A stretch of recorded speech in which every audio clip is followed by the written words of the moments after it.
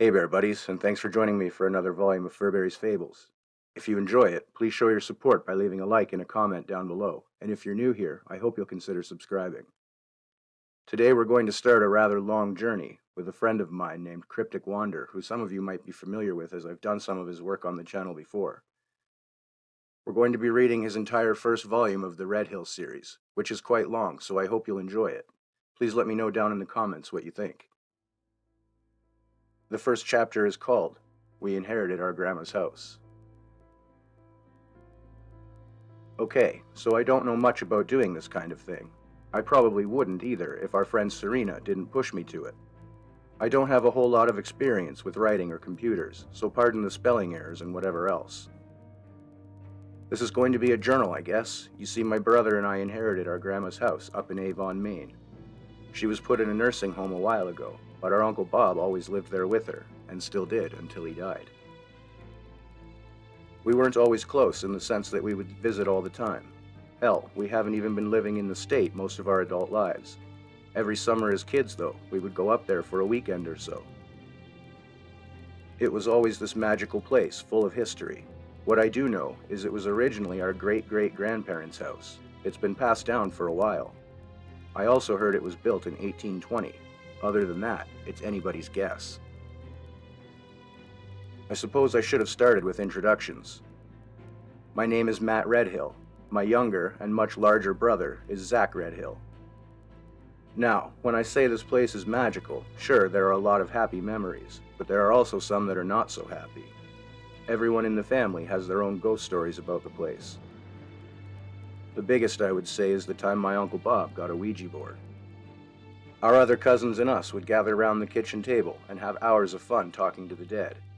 Most of it was nonsense, until we started talking to Chris Gamblin. The story goes, as the board put it, she originally lived here with her father. He was a tree cutter, and she was involved in some sort of accident involving logs falling on her. Back then, deaths and burials didn't have the same customs as today, so she was supposed to have been buried in the basement next to an old well pump. Naturally, this prompted us to go down there with shovels and start digging. Zach and I were both pretty young at the time. I barely remember it, and I'm sure he doesn't know anything about it. Eventually, one of the older cousins did find a rusted pump and part of an old wool shirt or something. It was then Uncle Bob realized we had snuck down there. He made us all get the hell out of there before he switched all our asses, as he put it, and began pouring concrete over a section of dirt within the hour. He never told us why. Well, we arrived a couple of days ago, and it's just as magical as I remember, even more so. There's a thing in the basement that won't shut up. Its growling and banging around is becoming unsettling. Uncle Bob doesn't have much to say on the matter. Yes, he's still dead, and you'd think that would stop him from showing up, but it appears he doesn't even know he's dead. There's also a weird radio broadcast coming from somewhere on the mountain. It talks about all kinds of weird things. It's 8 a.m. If you see an old man asking for change, do not give it to him. If your dog runs off into the woods, do not follow him. If the walls begin to melt, stop drinking the city water and wait in a small area for it to pass. We would also like to welcome the two sons of Phillips back home. There doesn't appear to be any call sign or anything, and it randomly comes on, no matter what station it's on. Not always at the same time either. Maybe we just never noticed how strange things were up here. Might have been too young. But Zach and I don't have much else going for us anymore. I'll explain how we got up here. We've always been pretty close after our parents died sometime after high school. I suppose it gave us the freedom to go out into the world and seek our fortunes. We started out with a little landscaping company in Vermont. Nothing too fancy, just cut the grass, trim the hedges, whatever else. Well, my brother had begun to develop his share of personal problems. Namely, gambling and hookers. I think I've managed to get it in check a bit, but it was too little too late. You see, this one job we had was building the client's garden in her backyard. Zach, God bless him, is about as dumb as a pile of rocks. He was talking to the lady while I was doing some digging, and he misread way too many signs. I think the final one might have been something about plowing her backyard. Well, anyway, he took this as a sign and began to kiss her. She wasn't feeling it, and naturally the both of us ended up getting sued. Now I know what you might be thinking. And no, he's not a sexual predator. He is a damn pervert, though, and we had something of a sensitivity training. He still loves his hookers, but now he knows to make everything very clear. I even encouraged him to get it in writing, just to be safe. Well, we decided to pick up and move on out of there. Found a nice place in Massachusetts, got us a moving truck, and started delivering furniture for people. I'm not all that big of a guy myself. I rely more on my smarts. But Zach, that damn bull of a man, could lift the engine out of a tank. We each got our gifts, so at least he's good for something.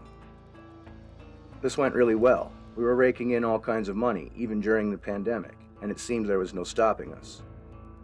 Well, wouldn't you know it, I made the mistake of bringing that bull into a china shop. It was a church, actually.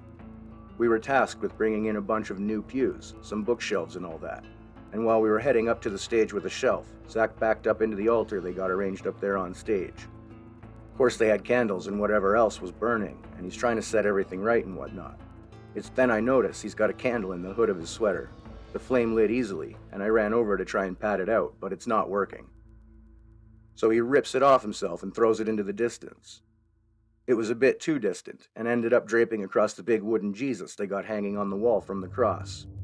I don't even know how much varnish they put on that, but damn if it didn't light up like a bat straight out of hell.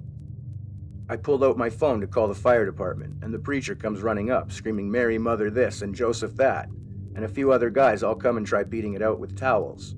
I could have told them it was a terrible idea right then and there, but they wouldn't listen anyhow.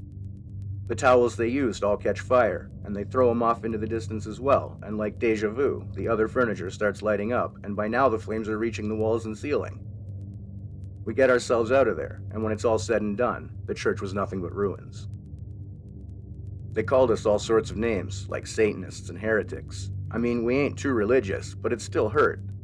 Then we were getting letters in the mail of all kinds, telling us we needed to leave town, and even the state in some cases. We weren't getting business anymore, and of course had to pay the church back basically everything we had. It wasn't looking too good. It was about a week after we got the letter. It was addressed to us from the estate of Robert Redhill. We looked at each other in confusion. Robert Redhill was our Uncle Bob. "What do you think it is?" Zach asked. "How am I supposed to know? I didn't send it. Open it up." He fumbled with his big fingers, and after a minute or so, he finally ripped out one side and pulled the handwritten letter out. There came a clang to the floor as a big iron key slid out. It was old, and we recognized it. It was the key to our grandma's front door. Zach unfolded the letter and started to read. To Matthew and Zachary Redhill. It is with our deepest condolences that we inform you of your Uncle Robert's passing. Sometime about 2:30 a.m. on March 12th, he slipped away peacefully in the night. Our office was instructed to inform you that the both of you shall immediately inherit the estate, as well as any lands, titles, taxes, and/or debts that were previously owned by your Uncle Robert. Should you like to attend, the funeral will be on March 24th at the Mount Vernon Memorial Home at 1 p.m. Following this, his body will be interred with his father in the Mile Square Cemetery at 3 p.m. Please make arrangements and let us know your decisions. Thank you, and you have our deepest sympathies. Samuel Targat. Uncle Bob is dead. I can't believe it, I said, looking off into the distance. He was always one of our favorite family members. Made us laugh all the time as kids, doing silly shit all the time. Damn, it's been a long time since we've been up that way. Well, we have fuck all going on down here. I don't think that Christian group is going to let us live here much longer anyway. What do you say to another trip? Hell yeah, dude. We're both in our 30s now, yet it amazed me how he'd get excited and jump in the air like that. Dreadlocks flopping all over the place. I mean, I think dreadlocks look ridiculous, but it certainly doesn't stop the whore parade from coming through the house all hours of the night. Well, I guess it's decided then. We're going to Grandma's. We smacked hands and cheered, with a couple of beers, of course. That couple of beers turned into a lot more, and I had no idea what time it was when I woke up. It took me a few minutes to actually learn what woke me up. It sounded like the TV downstairs was still on, and people were cheering for a game. Then the banging started. I shot up and ran into Zach's room. He was still out like a light, of course, and I shook him out of his drool-filled slumber. It took a few smacks to the back of the head before he was actually up. Dude, I don't know what's going on down there, but it ain't good. We gotta go. Luckily, we thought to pack before our blackout, So we grabbed our bags, and as we were making our way to the basement, the window in the kitchen shattered, and flames spread out all over the place. They were throwing Molotov cocktails. We got to the garage and threw our bags in the back of the truck. The trailer was hitched, thank God, and we didn't even bother opening the garage door. I drove straight through it, smashing a headlight and almost a group of protesters.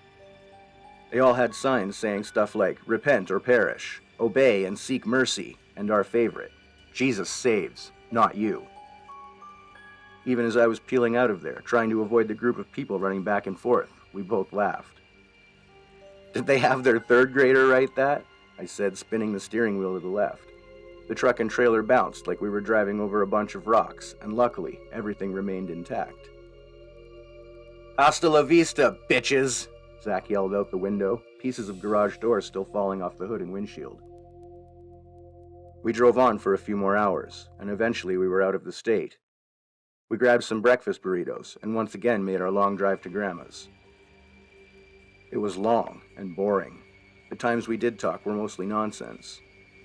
Somehow, we got on the subject of the song Kung Fu Fighting, and we were discussing the film it was based on, and who was there doing the actual fighting. "I heard they were doing a sequel," Zach said after a bit. "What? You can't do a sequel to a song." "Sure you can. Metallica has a trilogy of The Unforgiven." "How are you going to do a sequel to Kung Fu Fighting? I mean, what? Was everybody Kung Fu gently nursing their wounds?" "You'll see, man. It's going to be like Cobra Kai on crack." Grandma's house couldn't come fast enough. We crossed into Maine, and a while later we were heading through the town of Strong. We were just one town away from the hill that leads up to the house, and Zach had been asleep for the last hour or so. The silence was nice, and I breathed in the fresh air, feeling completely rejuvenated from the long trip. "I swear, Zach, between the church and Mrs. Mason, that's 2 strikes. We really can't afford another right now," I said to myself as I went on to hit the radio. "No worries, bro. I learned my lessons," he yelled while smacking the back of my head. This scared the shit out of me, and I had to crank the wheel back onto the road. Our stuff in the trailer shifted, and the whole thing tipped over, bending the neck and completely snapping the pin. Our boxes of stuff were thrown all over hell, and I was forced to slam the brakes to a stop. Silence once again filled the air, my hands white-knuckled around the steering wheel. My face was locked in a mask of rage, and I slowly turned to him.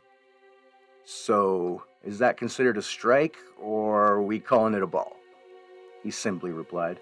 The smile plastered on his face told me he didn't know how close we were to flying off the side of the road and into the small brook that ran along it. I opened the door and was about to step out when I noticed first the odor, and then saw the flames and smoke rising from the ground. I thought the truck was on fire at first. I mean, the tires were trying to catch, but the ground itself was softly burning. It was as if somebody poured gasoline along the road, maybe in the space of 30 feet, and the tar itself was kind of slippery.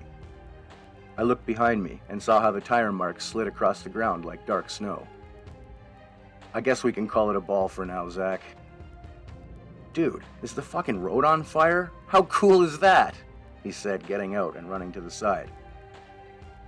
He came back with a decent-sized stick and with some effort proceeded to write Zach rules into the dying flames on the road. I got out and saw the flames begin to die out.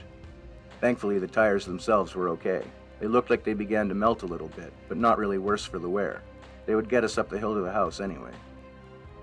We began picking up our strewn-about busted stuff. Most of it fit in the bed of the truck, and the rest we managed to cram into the cab with us. The trailer, however, was totally fucked. There was no way we could take it with us at the moment, so we left it behind. Zach and I were about to get back in when we were shocked by this high-pitched screeching coming from the other side of the road.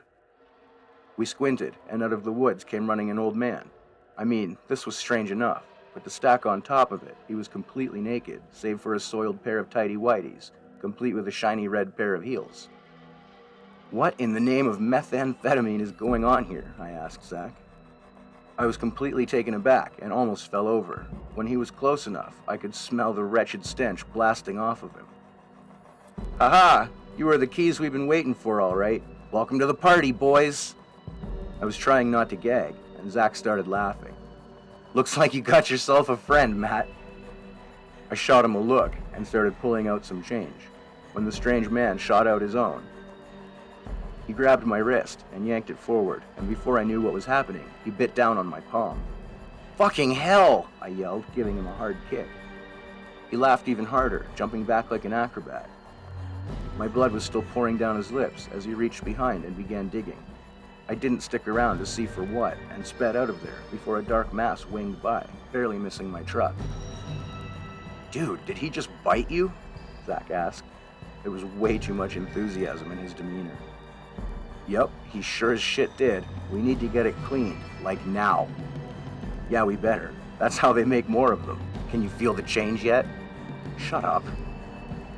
After a few moments, the hill came into view, and in traditional fashion, we of course took the steep part that led up the crossroad. A bit longer, and Grandma's house came into view. It was weird to see Bob's cars, but no, he wouldn't be inside to meet us. The house was dark, empty, and forgotten. It made me sad. The view all around us was spectacular as ever, though. Behind the house, you could see the large mountain, and all the other tree-covered mountains for miles around. This place was truly magic. Ugh, finally, said Zach. He opened the passenger door, letting himself out, and a lot of our clothes spill out. Despite Uncle Bob always working on the place, it didn't look any different than I remembered it. The house is a basic square structure with 2 floors. A woodshed attached to the left, where the wood he cut all year long for the stove sat, along with his workstation and pool table. Inside were also 2 thick rusted doors that led to the basement. I always felt creeped out by this, thinking it would be a way for Chris Gamblin to get me and pull me down. While that lessened greatly in my age, it wasn't completely gone. There's a door that leads to the back of the house as well, and behind that was another shed next to a vegetable garden. He'd been dead for a couple of weeks, and the weeds began to take it back. To the left of this was a huge fire pit.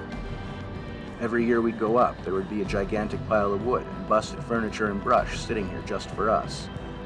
Uncle Bob would douse the entire thing in gasoline and give us each firecrackers and Roman candles with which to try and light it with. You'd be surprised how difficult it is to get one going without actual flame, but we'd get it eventually. The pit itself was still there, but hardly any wood. I suppose without kids to entertain, there wasn't much point to it. There were so many reminders of the good times we had with him. He wasn't really what you would call an amazing conversationalist, but he always knew what to say, and when to say it to great effect. He always knew how to give us a hell of a visit, too. Another point of interest is the trailer that I think belonged to my Uncle Frank. He moved around a lot, and while I do have slight memories of him, I would say about half of them are fond. He was a strict man with a sense of humor that would make a cracker look damp. Say the wrong thing, and you could find yourself on the end of a PTSD episode. Well, for whatever the reason, the trailer would always sit there, never changing, never doing anything. There's some other areas that were special to us, but I'll get to that later. So, after cleaning and bandaging my hand, there we were, sitting at the table that we sat at since the beginning of our lives. Pretty much everything about the place was ancient. There were stools, a chair, and most of the dishes that had been there since before our grandpa Rick married our grandma.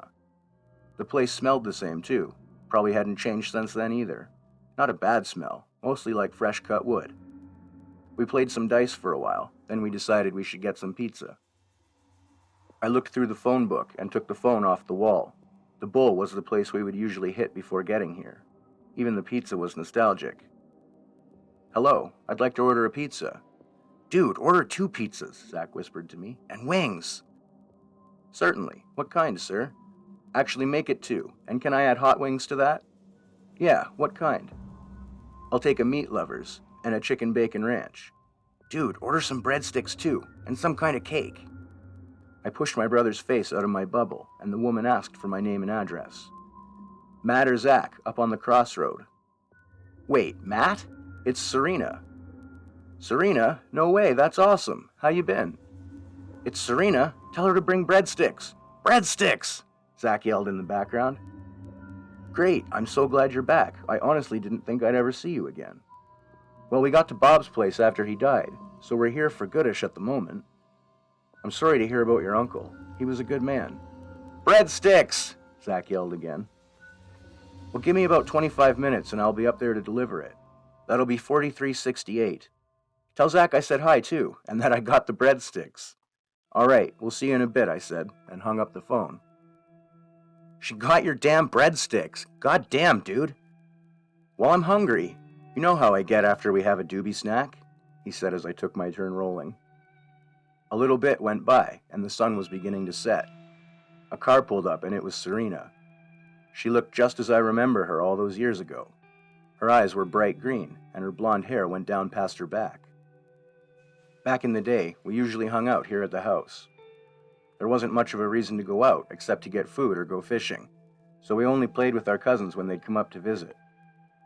One day we went to the Sandy River to get some trout. I couldn't have been older than 8. Zach was maybe 6. We went off from our dad to find our own special spot.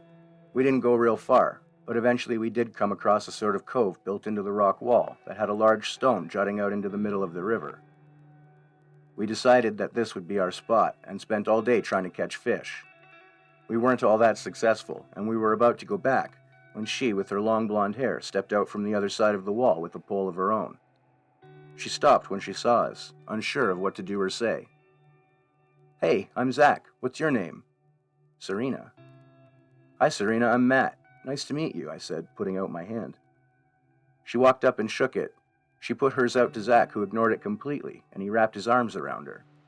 She laughed, and we hit it off ever since then. She walked up the steps, and I opened the door for her, and she came in, setting the food on the table. "Pizza!" Zach yelled, grabbing her from behind. Some things never change. "It's nice to see you too, Zach," she said, laughing. "Can you stay a bit? I mean, it's been so many years." "I'd love to, but unfortunately everybody wants breadsticks on a Saturday evening. I'll tell you what though, I'm going to be off around 10, and I can swing by then if you want." Yeah, that would be great." We never made it to Uncle Bob's funeral, so we were thinking about heading up to visit him where he's buried. "You know the cemetery at the end of this road?" Zach asked. "Sure do. I can't get by here without going by it." "Well, we're going to go have a few drinks with him later. You should totally come." "Kinda weird, but you bet. See you guys there," she said, flashing a smile and giving us both a hug. We said our goodbyes and dug into our food. It's not often I'm glad Zach can't keep his big mouth shut, but this was one of those times. I was hungrier than I thought, and our already dwindling supply was now gone. We stuffed ourselves silly, and were already wondering where we could get some more. "Do you think Uncle Bob has any up in his room?" Zach asked, raising his eyebrows. "I'm not sure. I thought he quit a while back." "Dude, he's quit like 10 times. I bet even now he's roasting a spliff with Jesus." "Yeah, good point. He did grow it for a while too. Hell, I bet he's got a bunch up there." We both got off the couch and ran up the pine steps. Uncle Bob's room was off to the left, his effects still in chaotic yet organized piles lining the walls. For some reason, the back of the room had a door that led to the roof of the woodshed. I never understood why he would build that, but I guess I didn't need to know. His bed still lay neat and made, and I was tempted to start rummaging. There were many times when I was a kid that I tried going through all his neat old stuff, but eventually I was caught and punished. I found out why. Apart from his personal privacy, when I came across some nudie tapes and his collection of greenery. He no longer had the armoire he used to keep it in, though. Another thing for the fire pit, I thought. There were a few tiny roaches on his desk, and it was all we could find. How old they were, we didn't know, but we said screw it and stuffed them into a bowl in his honor. There weren't maybe 6 hits between the two of us, but the whole time we told each other our greatest memories of Uncle Bob. It was about done, and Zach took one more, probably mostly resin hit out of it, and began to put it back on the desk when a hand reached out for it. "You gonna share that?" "Oh, sorry," he said, handing it over. We continued our conversation, talking about the times he'd mocked Grandma, getting upset about the butter bowls, and the bowl was passed to me. I was about to try for another hit, when both of our heads snapped toward each other. "What the fuck?" I yelled, dropping the pipe on the ground. We both backed away as fast as we could, knocking stuff over, and looked in shock at each other. "That actually happened, right?" Zach only looked at me and slowly nodded, probably with the same look of shock I mirrored. There was no one there, and I swear to God we both saw his hand take that bowl and give it back to me. We were about to run downstairs when I noticed the seat to the desk chair was swung open. There was a hidden compartment set on hinges, and in it I saw a large bag of weed. I grabbed it as fast as I could and followed my brother down the steps. "Jesus Christ, I knew this place was haunted," Zach yelled as he paced back and forth. "Is that—" "Yep, he's had that hiding spot all along and we never knew. I don't doubt he built the chair himself. God, that guy was a genius. Well, do you think it was him up there? I don't know, man. I mean, it didn't try to hurt us. All it seemed to want was a hit off the bull. Kinda sounds like him. Well, he's dead. He doesn't need to go around spooking us like that. Agreed. So what now? He began twisting his dreadlocks between his fingers, something he often did when he was trying to come up with a plan. Well, I guess we should throw some logs in the stove and listen to the radio like he used to do. Maybe he won't be in a bad mood. That's a good idea. There was plenty of wood along the wall of the living room. The fireplace sat on a large fireproof stage, kind of in the left corner of where you come in from the door, and to the right was a chair and a couch. The other wall had the radio, TV, and all of the dolls our grandma would use to knit clothes around. She was always knitting something. More than a few times we would get winter clothes or stuffed animals for birthdays. We sat and chilled for a while, listening to classic rock, letting the warmth of the fireplace fight off the still cool weather of May. That was when the station seemed to cut out for a moment. When it came back, it sounded like someone reading off a report. Good evening, listeners. The time is now 10:32 p.m. The temperature is 42 degrees Fahrenheit, with slight gusts of wind going southeast at 13 miles per hour. Reports of a strange creature attacking 10:32, Zach shouted. I checked my phone. It was only 9:32. They must be broadcasting from Wisconsin or something. Probably why it has so much static. Yeah, maybe. Seems like a long way to pick up a signal, though. By the time we got back to listening, the broadcast had returned to She Got Legs by ZZ Top.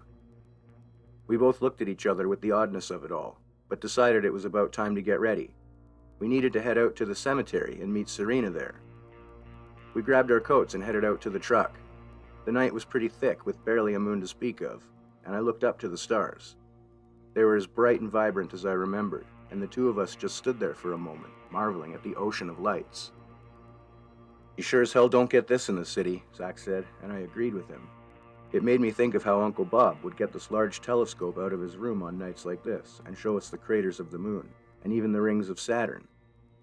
I got into the truck and started it. Zach opened the door to get in. Oh shit, we almost forgot the beer, he said, shutting it and running back in. I looked to the house and continued letting the nostalgia run over me. I couldn't get over how strange and surreal it all was that we owned it now. Eventually, Zach got back in the truck with the 12-pack and we went on our way.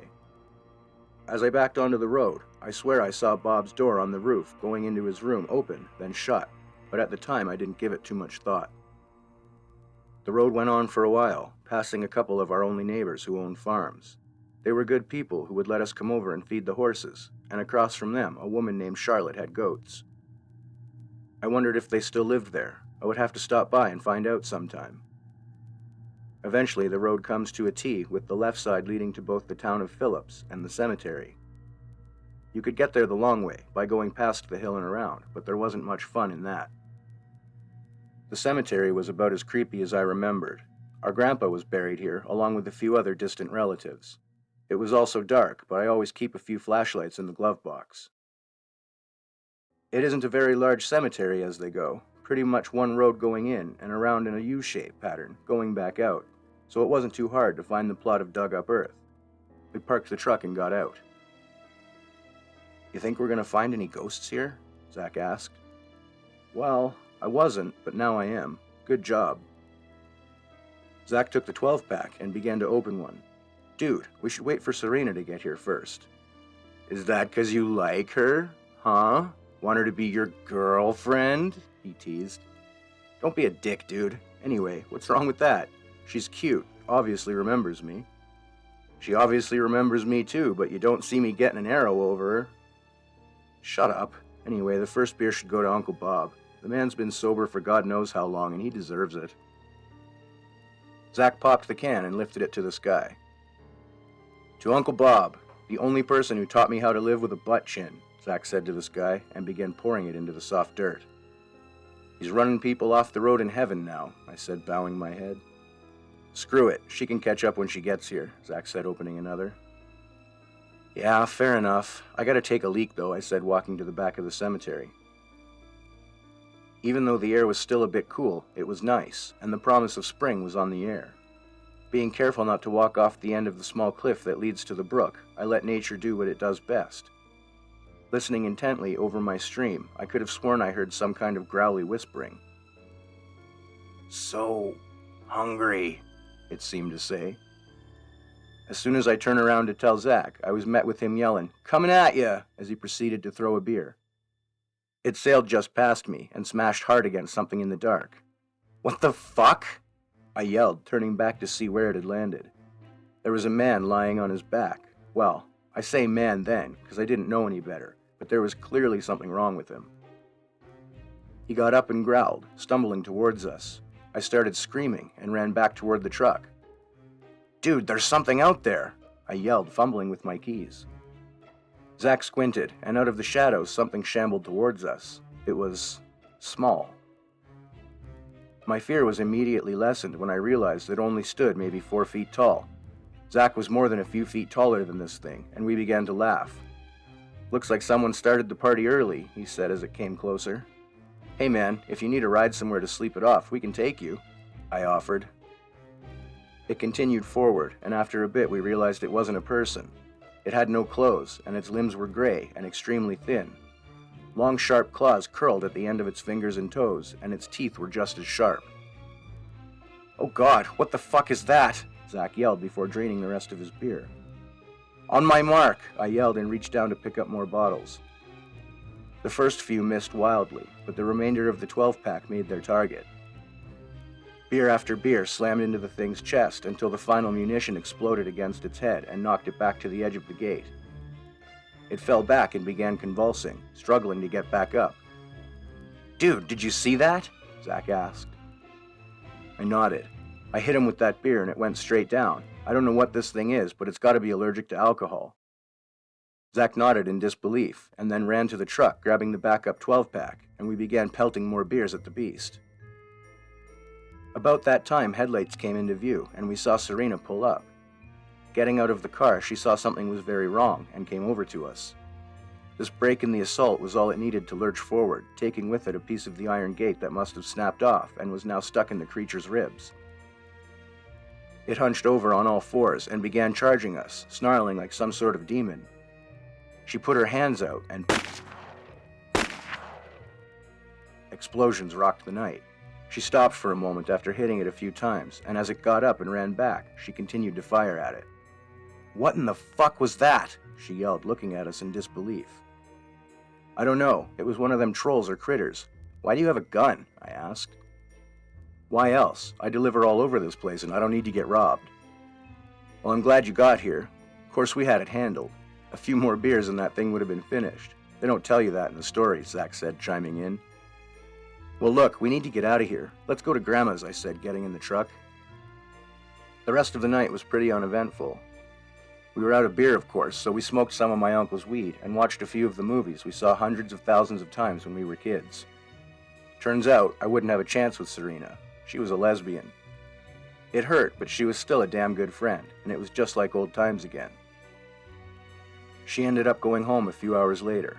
I offered her to stay the night, but she said her girlfriend Vicky wouldn't like that very much. Plus, even though she spent a lot of time up here with us, she didn't feel comfortable staying in a haunted house. We found out the people in town had a nickname for the place, the Redhill House. We said our goodbyes and decided we should figure out sleeping arrangements ourselves.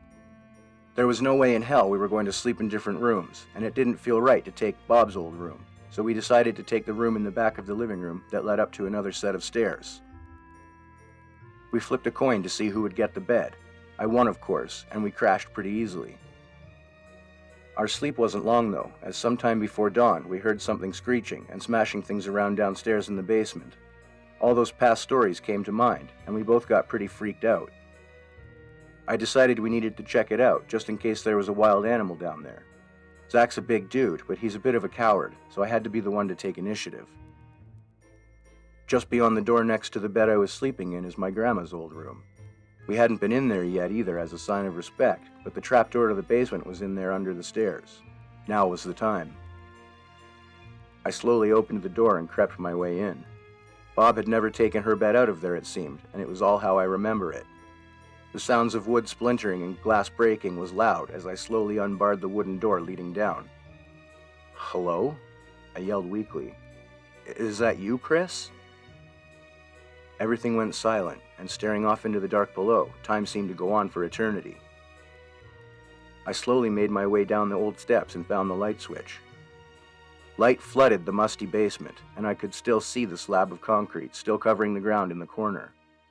The bulkhead leading out to the woodshed was open, but I didn't see anything. Okay, dude, I scoped it out and there ain't nothing scary down here. Shelves and shit is smashed to bits though, so it's your turn. Go find the animal and kill it. He nodded, and I led him around me. I followed him down, and he made his way over to the broken pieces of wood, sifting through them, going, "Here, kitty kitty."